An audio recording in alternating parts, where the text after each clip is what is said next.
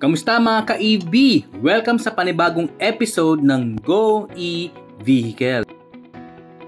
Okay, mga ka-EV, ito na yung part 2 natin ng ating pag-review ng mga e-bike dito sa Nice Cycle. Alright, dito mga ka-EV, ito ang kanilang Honda Sundiro, okay? SO7. So tara, tingnan natin ano bang bago dito at ano ba yung pwede nyong magustuhan dito sa unit na ito. Tara, let's go!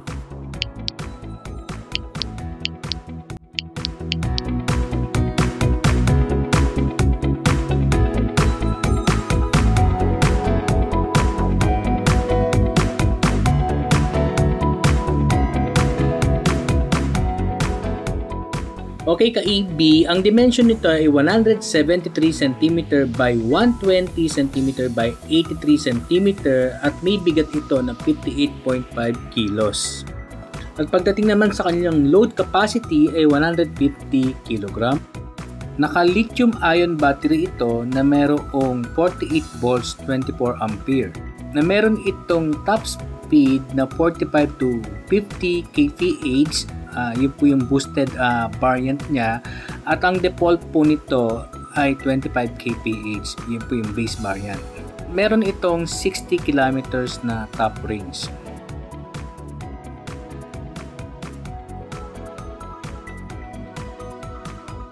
Okay mga ka-EV, ang unang-unang ating nagustuhan dito sa ating pong Honda Sundiro SO7 ay yung kanyang front face. Okay? Bagay ito sa mga medyo ayaw ng sobrang rugged. So, simple lang.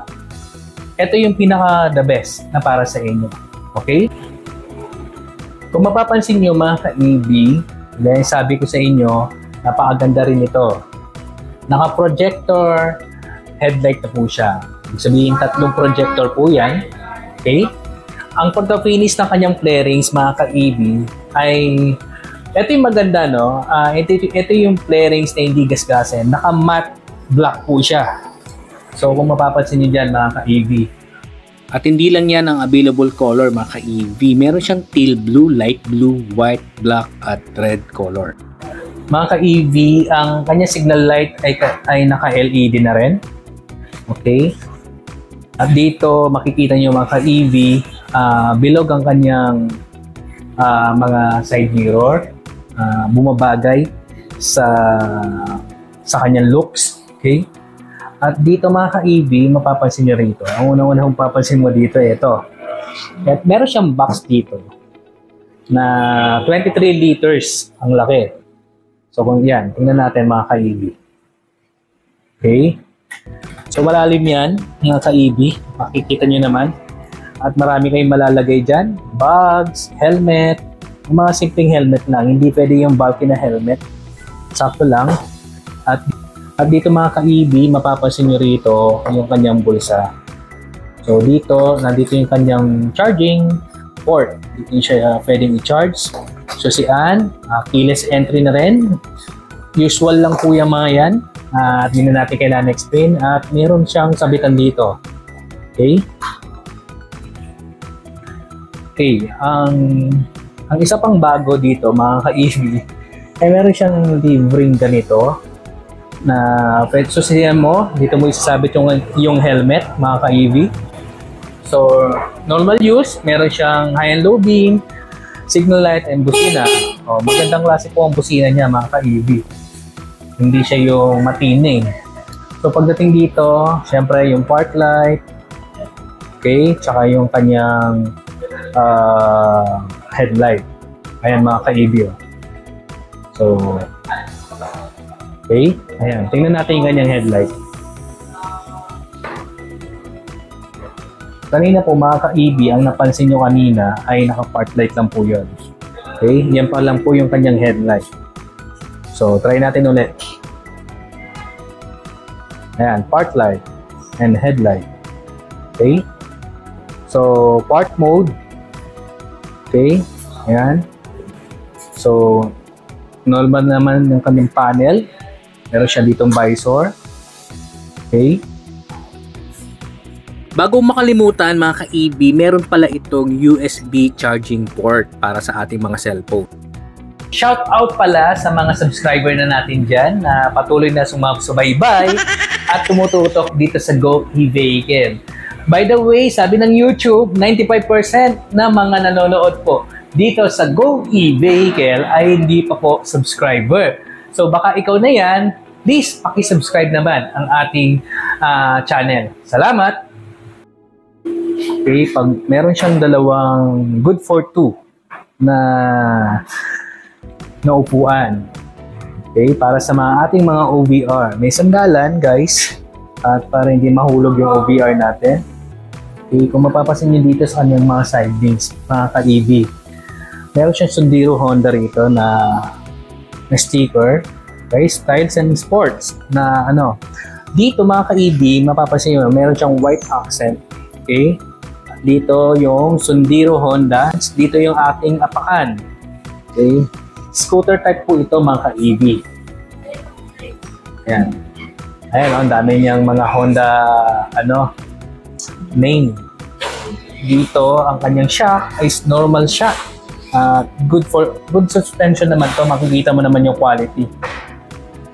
Dito SO7 at ang kanyang motor ay 400 watts. Okay? Alright mga ka-EB, pagdating naman sa kanyang gulong, ang gulong po nito ay, ang size po nito ay 80 by 100 by 10.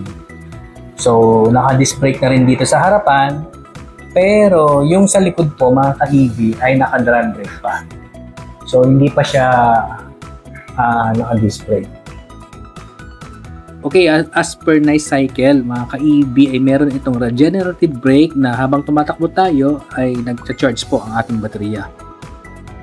At dito naman, ka-EB, ang kanyang passenger footrest ay naka-round type. Okay, na aluminum. At yun nga, isa sa mga nagustuhan kong upgrade ng Sundiro, itong kanyang 23 liters na box. Okay, kagaya yung sabi ko kanina, meron na rin itong lock na pwede nating pagkabitan ng mga gamit at safe na safe o secure na secure kasi may lock na. By the way, yung kanyang footrest sa harap ay isa rin po sa mga upgrade nitong ating Sundiro SO7.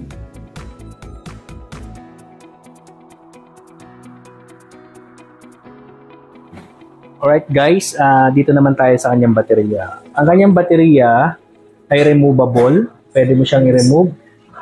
At guys, ito ay maganda sa mga nakatira sa mga high-rise na condo, diba? At doon kayo pwedeng mag-charge sa loob na mismo ng condo. So, hindi kayo problema sa charging o sa pag-charge kung saan. Pero kung mas maganda siguro mga ka-EB, kung nakatira naman kayo sa mga kung sarili namin bahay nyo, ay mas mapapadali, diba? Hindi nyo kailangan hugutin to. Removable po ito mga ka-EB. Okay, track. Ayan o. So, yun. So, ang baterya nito is 48 volts, 24 ampere. So, dito mga ka-EB ay meron na rin tayong breaker for safety. No? Kung hindi nyo ginagamit, pwede nyo patayin muna yung breaker para walang dumadaloy na kuryente sa ating e-bike. So, maganda itong e-bike na ito sa mga baguhan o bago pa lang sa pag-e-bike. Guys, maganda rin ng kanyang dashboard or digital dashboard. Okay, LCD na po yan.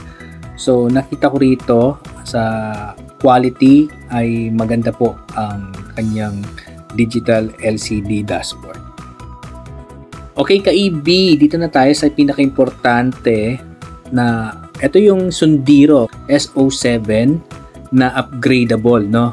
Meron siyang upgrade na additional chair, center box, okay?